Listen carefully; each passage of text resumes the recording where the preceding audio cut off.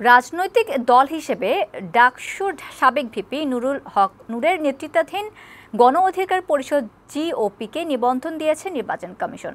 সোমবার নির্বাচন কমিশন সচিব শফিউল আজিম স্বাক্ষরিত প্রজ্ঞাপনে একথা জানানো হয়। গণ অধিকার পরিষদের নিবন্ধন নম্বর 51 এবং তাদের নির্বাচনী প্রতীক বরাদ্দ করা হয়েছে ট্রাক।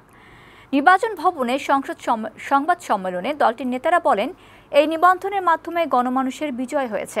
মানুষের কল্যাণে ও গণতন্ত্র প্রতিষ্ঠায় কাজ করবে দলটি। এ সময় দলের সভাপতি নুরুল হক বলেন, বাংলাদেশের সাথে ভারতের বন্ধুত্বপূর্ণ ও মর্যাদার সম্পর্ক চায় গণ অধিকার পরিষদ।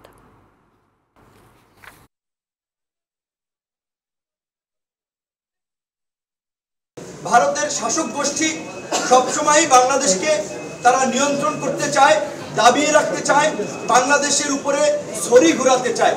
এই যে একটা আপনার আমাদেরকে অবমূল্যায়ন করা কিংবা এই যে দাদাগিরি করা, এই যে আমরা মানব না।